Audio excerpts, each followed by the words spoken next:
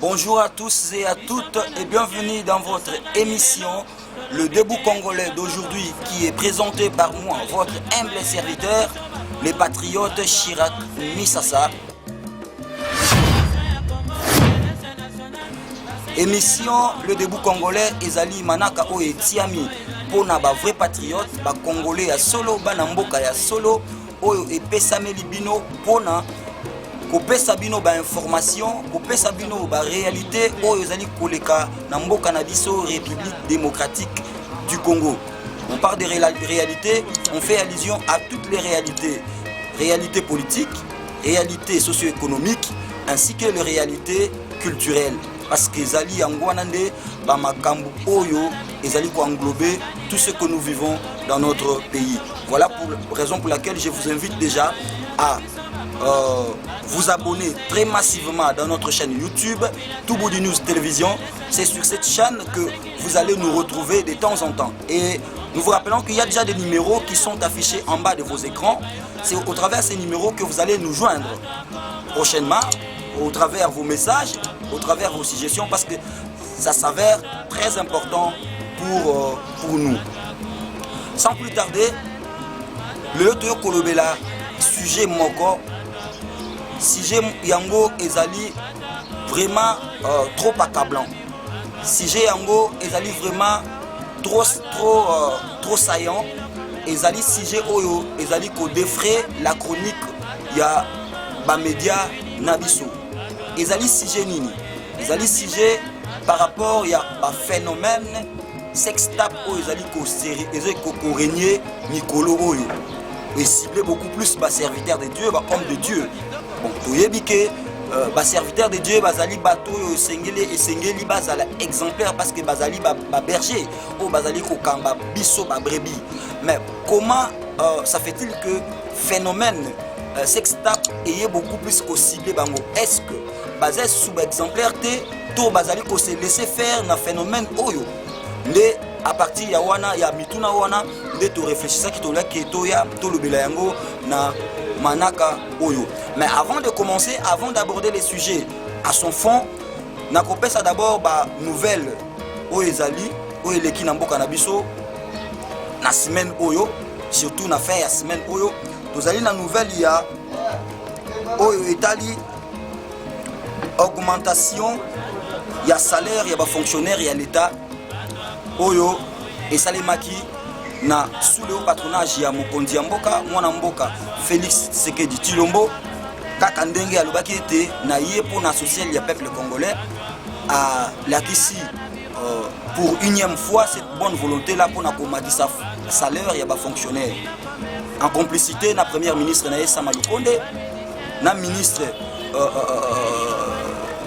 ya département ministériel ya fonction publique bangonyo surtout bazwa ki décision mokano ensemble pour que ba matisa salaire ya ba fonctionnaire ya l'état. Dernièrement, j'étais quelque part, j'ai vu comment est-ce que le militaire était en train de jubiler par rapport à cette bonne nouvelle. Et les enseignants même, parce que tous les fonctionnaires sur tous les plans, baza déjà na esengo, na ndenge salaire na bango emati.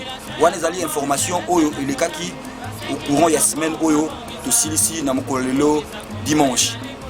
Tokoti sikoyo na sujet du jour na biso. Comportement ya basali na nzambe. Comportement ya ba pasteur. Ba yembi pe balanga nzembo po bango pe bazali ko aspirer na domaine na tout soit na don ya pastorat. Baza ciblé na phénomène oyo ezo le kalelo sextape. Phénomène sextape, moi personnellement je ne sais pas comment le définir, mais ezali la réalité aujourd'hui ça la maïté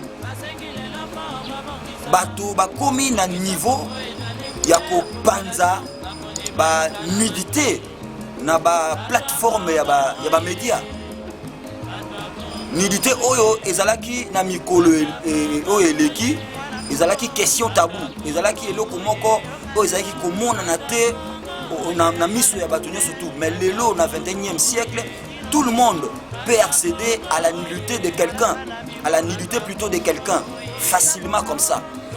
Ils ont ça les mabongo pour influencer bateau, pour influencer peuple, enfin que kota na kati ya domaine yango tonini. Mais cible nango mingi mingi esalemi ezali na ba serviteur de Dieu. Maintenant, on se pose la question de savoir, ba serviteur de Dieu esengeli bazala ba exemple. Ba serviteur de Dieu baza bato yo ba biangami pona ko annoncer biso parole de Dieu, pona ko annoncer biso évangile ya Nzambe. Ba serviteur de Dieu baza bato ba biangami na mosala na bango pona ko kamba biso ba berger, ba biso ba brebis allais-je dire. Mais c'est comme si to komi na situation moko balobaka na lopoto pyramide renversée. Pyramide renversée, c'est-à-dire c'est que ba pagano bandaki kosala to pe bazali kosala to komi komona yango ti na ba ecclesia ti na basali na Nzambe o bazali censé ya kokamba biso. Ba phénomène mo uta koleka dernièrement na lingi te ko énumérer kombo ya ba kombo ya batu to pe ko citer ba kombo parce que nazali juge te. Et puis ndenge nazali ko présenter émission oyo na yete pour na ko juger batu. Parce que la Bible est un moment pour émission parce que nous sommes chrétiens, la Bible est ce que ne jugez point. Mais au-delà de ça, on doit quand même garder le bon mœurs. Le coup là, ma première émission était que j'étais yangote et pesi ndingisa na biso sali na Nzambi to banda ko se comporter d'une manière indigne. D'une manière indigne. Non, non. Ce n'est pas autorisé, Nabiso. Ce n'est pas autorisé. Nako opes exemple. Exemple n'a pas si dans la Bible. Toké, tozu exemple il y a Joseph. Tango s'est retrouvé dans ndaku ya maître nae Potiphar. Il s'est comporté comment? Comment il s'est comporté pour na kokima impudicité lorsque la femme de son maître ayaki verrier pour que accoucher naïe. Joseph a se comporté qui ndenge nini. Est-ce que biso basali na Nzambe biso toza accablé, toza ciblé na phénomène oyo ya sex tap. Nous ne devons pas nous comporter lokola Joseph. Est-ce que eza makasi? Ce qui est makasi, c'est que abandonnons le don du pastorat. Abandonnons ce que Dieu nous a donné comme ambition. Parce que Joseph étant conscient, il savait, étant aussi droit, il savait que acte oyo na lingi na poser topé moi si à mettre nanga à lingi à faire poser ngai ezali indigne. Non pas parce que na boyi kosala yango te parce que maître nanga ya kobenga nanga na ndaku, mais na boyi kosala yango po eko honorer Nzambe te o ngai na salelaka. Mais lelo oyo na basali na Nzambe droiture wana, crainte de l'Éternel wana ezali kosala masuite. Donc comme il se conformer na siècle présent. Or Bible les autres souhaité ne vous conforme pas au siècle présent. Ne vous conformez pas au siècle présent. Totikate nzoto etambusa biso. Mais totikande molimo nde kamba nzoto na biso. Mais ce qui se fait aujourd'hui, est-ce que c'est un gozo salema? Basal na Nzambe, basal ko se comporter ndenge nini? Basal Nzambe ba biangami pona ko pousser biso ba pagano koya vers Nzambe. Mais alors, na comportement na bango, est-ce que comportement na bango ezali certainement ko motiver biso, ezali réellement ko motiver biso ba pagano, biso ba tosana na baba. Ce qui to tamboli na bisika nyonso na ba koine surtout ya ville, na ba koine surtout des références à la République démocratique du Congo. Comment est-ce que Babar est tondi? Comment est-ce que Nakati ya Babar il y a des gens qui sont entrés comme la Masanga. Na pekisi bango bamela masanga te parce qu'ils sont libres.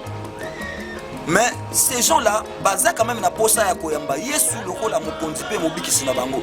Banani ba ko pousser bango ba yamba Yesu ezali biso basali na Nzambe. Mais kakate Nanzela Nzambe, mais aussi comportement na biso. eza pe moko ya baélément oyo ekomotive bapagano baya vers Yesu Masiya.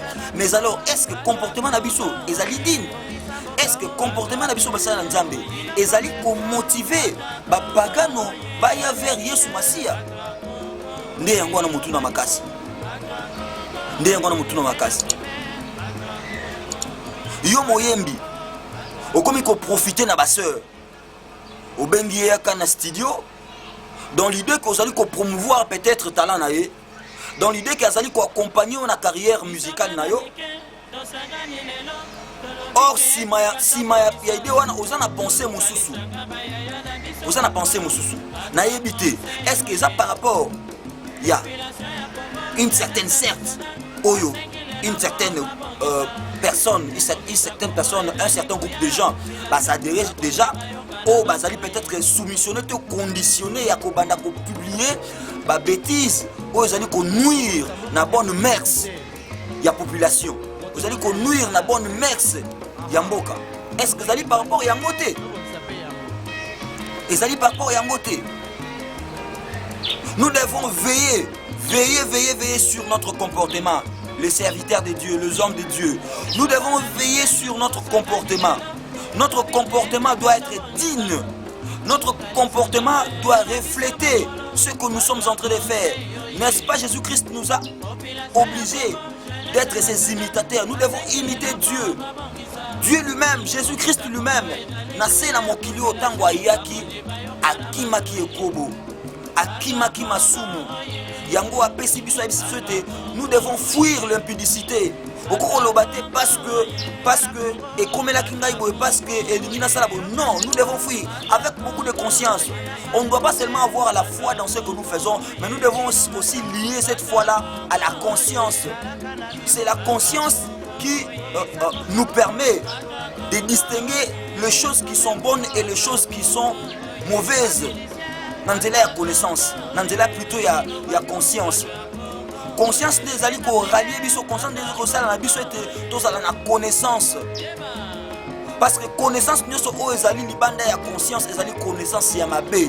Peu importe le niveau tout au kolukato ça la poto défendre yango, ezali connaissance ya mabe. Nde yango no moni Bible esi biso ete mon peuple périt faute de connaissance.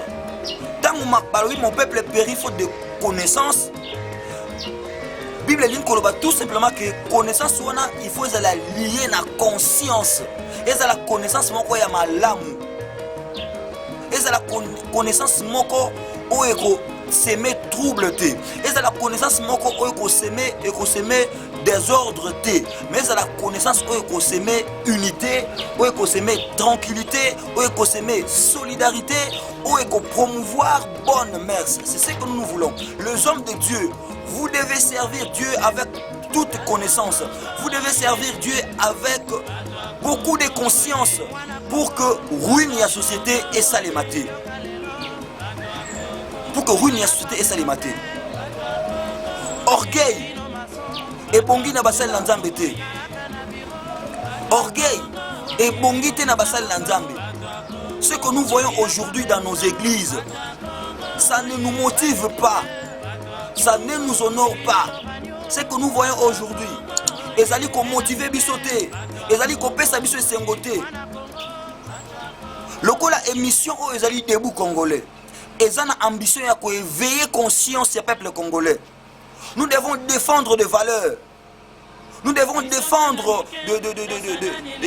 des mœurs, yamalamu, des choses vraies. Tant que vous avez bolumbo, vous tika na écran. Vous avez bolumbo, vous allez tika yango en public na ba réseaux sociaux. Et au bosani été réseaux sociaux les londe et ça na ampleur makasi à 90%. Tout le monde peut accéder aux réseaux sociaux, même les petits enfants, même les gamins, même les gamines, ils peuvent facilement accéder aux réseaux sociaux. Maintenant, vous vous permettez, parce que vous avez des Instagram, parce que vous avez de YouTube, parce que vous avez vos chaînes par-ci par-là, vous vous permettez yako exposer les choses qui ne nous honorent pas. Et ça m'a mouté.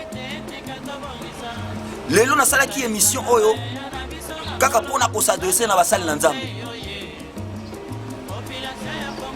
Toyebi ete tozali na 3 moyens ya éducation. Esika misatu oyo ekoki kopesa biso éducation. Toza na éducation maternelle oyo eutaka na ndako esika moto mwana abotami na papa na mama. Toza na éducation scolaire oyo tozwaka na kelasi ntango tokendaka kotanga. Et puis toza sous na troisième lieu éducation ecclésiastique, éducation oyo tozwaka na baecclésia na biso. Parce que nous supposons que na baecclésia toza na bapapa spirituel oyo bazali kokamba biso. Et bapapa spirituel na fonction oyo baza nango, na ambition bazwi, na don, na grâce oyo bazwi kouta na nzambe, bazali na rôle moko ya ba rôle na bango ezali kosunga biso, kosunga éducation na biso ezala orienté et non désorienté. Et kosalema ndenge nini na nzela ya parole de Dieu, na nzela ya ba conseil par rapport ya ba réalité oyo bango ba viva. Mais le lot comme on est dans l'église, l'église est comme siège, et comme marché. L'église est comme caractérisée na déboire. L'église est comme déboire. Là où tout le monde peut faire n'importe quoi. Les serviteurs de Dieu sont revêtus un certain orgueil. Et là, Tibango. Et là, Tibango. Né le copé, les alliés copé ça passe. Basali Nanzambe, Bosunga Bisso, s'il vous plaît. Bosunga Bisso, s'il vous plaît. Na dit mission oyo, ezali kolandama partout. Batu bazali kolanda biso. Tokozwa pe ba suggestion na bino. Basali Nanzambe na yo ko présenter émission oyo pour na nuire na personnalité na binoté. Avec beaucoup de respect que je vous dois, na fonction sacerdotale oyo bozwa kouta na Nzambe, nazali ko respecter bino mingi. Na ba langa Nzambe, ba langa Nzembo plutôt pe baza na kati. Tozali kolobela bino. To changer comportement. To imiter Jésus-Christ. To éduquer masse. To dépraver massité. To dépraver bonne mercité. Mais tout tikala na ba valeur. Tout ce que nous sommes en train de faire, prédication, tout l'église dont nous gérons, tout tika, tout ça là yango na kati ya ba valeur. Ba valeur des alimalamu. Ba valeur des alimalamu. Ba valeur de même à tant tangi na Bible de Genèse jusqu'à Apocalypse. Bazali kopeta c'était sur le moralité, les bonnes moralités. Bazali kopeta c'était sur le valeur que chacun de nous doit observer. Ceux qui ont lingi certainement Nzambe et que Ozana Nzambe ya solo, Ozana Mosel Nzambe ya solo, oh biengama, et sengeli observer ba valeur. Okoko yate na etando ikie kopanza bolumbu oyo biso kala to banda ko banga ti lelo to banga ka bolu parce que ezalaka moko ya ba signaux ya malédiction. Soto zongi na Bible na tango ya kala na Genèse. Noé amodisaki bana na ye na maloba te. Noé amodisaki bana na ye na nzela ya bolumbu simple. Et puis bana bazalaki maudit na volonté na bango te. C'était involontairement parce qu'ils ont tout simplement voulu venir couvrir leur papa qui était en état d'ivresse. Mais le fait que couvrir c'était une malédiction pour eux. Pourquoi? Parce qu'ils sont venus voir, ils ont vu la nudité de leur papa. Ils ont vu la nudité de leur papa. Mais ce qui se fait aujourd'hui, est-ce que Basal Nzambe, Bozo Sunga Biso, Bozo Benir Biso, to Bozo Modir Biso? Bozo Modir Biso, to Bozo Benir Biso? Ba acte Nabino, et Sengeli ezala vis-à-vis Nabiso, ba acte ya bénédiction. Et là, on a surtout Bozali Kosala, ezala na kati ya ecclésia, to libanda ya ecclésia, et Sengeli est reflété l'image ya Yesu Masia. Mais ce que nous voyons aujourd'hui dans la réalité, et puis c'est pas si au comment on a conflit entre Moussal et Nzambe et Moussal et Nzambe Moussousou. Mosala Nzambe azana tante lisusu te ya koleka na chair ko prêcher parole de Dieu, ko prêcher évangile ya Yesu, mais akomi koleka kosala lolendo kotanga kombo ya bato oyo ye azana binemi na bango. Basala Nzambe mosusu baza ko se permettre ko s'abonner na ba plateforme oyo toyebi ya média ya ba réseaux sociaux pona kofinga baninga na bango basala Nzambe. Est-ce que c'est yango nde mosala oyo Yesu Nzambe atindaki apesaki bino mosala? Société comme kokende wapi? Bozo kosunga mboka te. République démocratique du Congo azana posa ya bénédiction oyo kouta na basala Nzambe. Mboka na biso Congo po ekende liboso ezali kosenga unité ya ba serviteurs de Dieu. Ezali kosenga implication sur le plan spirituel et les serviteurs de Dieu. Mais ce que nous faisons aujourd'hui, ce que les serviteurs de Dieu font aujourd'hui, est-ce que les allez ko sungamboka to les allez ko memali sumboka na délige? Bozali wa ba serviteurs de Dieu. Bozali wa ba serviteurs de Dieu. Est-ce que vous n'avez pas lu dans la Bible que Salomon a tombolaki Israël? Est-ce que vous n'avez pas lu dans la Bible que David, pendant son règne, a tombolaki Israël? Vous, qu'est-ce que vous êtes en train de faire? Qu'est-ce que vous êtes en train de faire? Vous allez comme libanga nini pour la République démocratique du Congo? Ou soit vous avez pour flatter biso en fait que tu pèses à cabino dans ma cabo. Tongo midi pourquoi? Bon comme ici ba église na bino loko la entreprise. Bato bazali ko sambela lundi ti lundi. Tant que tu as une église, tu as une solution à un problème. Mais le lot, dans l'église, il y a une salle qui charge pour les bandimi. Bozo peut sa solution. Bozo soit na bino. Pasteur ona pasteur o balobanakate. Moyembi ona moyembi o balobanakate. Bokote ya bapagano nini. Bokote ya bapagano nini.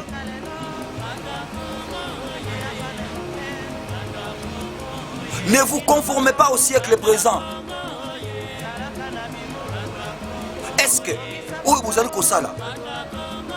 Vous allez se conformer au siècle présent toté. Pour ça maloba oyo bino moko bote ya kabiso. Eza maloba oto yoka kana bino moko. Soki penza na lobeli yango lelo, c'est parce que ezali kosa la passe. C'est parce que ezali kosa la passe. Biso pe na bisika tozali, bato bazali kotuna biso mituna ebele. Bato bazali ko s'inquiéter trop, vraiment beaucoup. Bazali kotuna mituna bazali koloba. Est-ce que na o noso tozali komona basala Nzambe? Totika kosambela tote, toto continuer.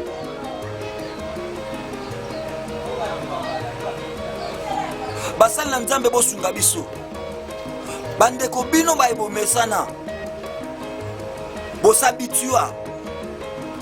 Na ba acte na bino. Yako panzaka ba nidité na bino. Oh nidité toyebi nidité zali eloko moko za sacré. Oh il faut esalema na endroit moko za caché. Mais ce n'est pas le cas aujourd'hui. Ce n'est pas le cas aujourd'hui. Vous nous rendez mal éduqués. Binonde vous allez rendre biso mal éduqués. Vous allez rendre population congolaise mal éduquée.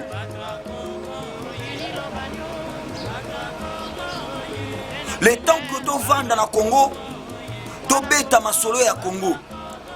Tu yeba souffrance ya Congo. Et utaki wapi, ezokende wapi pe ekomi wapi. Enfin que tu arrives à solutionner na yango, mais tu allez ko vanda ko l'exabatan ebele pona ko beta lisolo ya songolo pakala atika ki bolumbu na ye tando. Ezali mabe. Ba acte na biso est dépravé merceteux. Ba acte na biso est reflété ba valeur. ngai nalobaka yango na République démocratique du Congo eza kutu problème ya ba richesse te eza kutu problème ke mboka ezali na ndenge balobaki soi-disant mboka yango soki ese kufa. Non, il n'est pas question de ça. Na République démocratique du Congo il est question kaka ya observance ya ba valeur républicaine. Soki tozui mokano na ba acte oyo tozali koposer, quelle que soit catégorie sociale na biso plutôt, tozui mokano ya koobserve ba valeur républicaine, ya kotia ba valeur liboso ya makambo nyonso tokosala, mboka na biso eko décoller, mboka na biso eko se développer. France Fanon alobaki yango bien. L'Afrique a la forme d'un revolver dont la gâchette se trouve en République démocratique du Congo. Mais pour que gâchette ouana et se déclencher, il faudrait quelqu'un et pas n'importe quelle personne. Il faudrait Moutou Oyo, azali ko mettre en place, azali ko faire primer la valeur républicaine. Il faut faire décoller la République démocratique du Congo. Parce que ceux qui vont éviter votre canal Sabino, c'est seulement le jour où le Congo va décoller, ça sera le même jour où l'Afrique décollera. C'est seulement le jour où l'Afrique va décoller, ça sera le même jour où le monde va décoller aussi. Et pour que cela se fasse, il faudrait observance, il y a ma valeur républicaine. Ndeko mama, ndeko papa, elenge mwasi to mobali, mosali na nzambe to mopagano, il est temps oyo esengeli to telema. Debout Congolais, debout Congolais, lamuka na pongi telema. Na habité ceux qui tozwaka penza temps ya ko analyser profondément hymne national na biso. Soki nzamba pesi biso sous makasi tokoleka na moko ba ambition na biso awa toko décortiquer phrase par phrase ya hymne national na biso. Nyonso wana ezaka pona ko faire réveiller mental na biso, pona ko faire réveiller conscience na biso. Tolali mingi kaka na kola na biso nde makambo yango ezali ko s'empirer, kaka na kola na biso nde makambo ezali ko continuer ko koba na ndenge ya mabe. Pona moni mokonzi mboka uti kozwa ko s'impliquer pour que salaire ya ba fonctionnaire mata wana na pesi longonya, mais ayeba isusu ke défi ezali makasi ya ko relever. Eza nini? Bato bazali ko futela ndako, bazali ko lela pona taux du jour $10 na 20 000 eleki ebele ezo simba na réalité na biso te. Mwana mboka Félix Tshisekedi kitise la biso dollar, kitise la biso dollar, bouke la biso dollar na langage ya ba congolais ndenge balobaka. Ekosala malamu, ekosala malamu. Na pesi bino longonya makasi matondo na bino nyonso bolandaki biso, émission na biso ekomi na suka. Tokokuta na bino à la prochaine occasion. Abonnez-vous na chaîne na biso YouTube Tubudu News Télévision. Kuna bokozwa bokolanda biso en intégralité. Nzambe ya Congo, Nzambe ya papa nangai David Odepo, ya papa nanga Alphonse Eli Kombi Kombi, azana na bino bana chapelle des vainqueurs nous surtout njili na pesi bino mbote. À nous revoir à la prochaine occasion.